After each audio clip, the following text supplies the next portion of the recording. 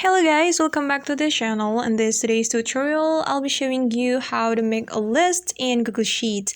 Alright, the first thing you should do is you have to prepare a table like this, and here I have created my table, and what we're going to do is adding a list of items to this B column. So I'm selecting this B column, and then we have to click on this three dots button. And then choose data validation right here, and on the criteria you can choose a list of items. Actually there will be several options for you, but we have to choose a list of items to create a list, and you can put the items right here. For example, I'm going to add flower and book and also doll.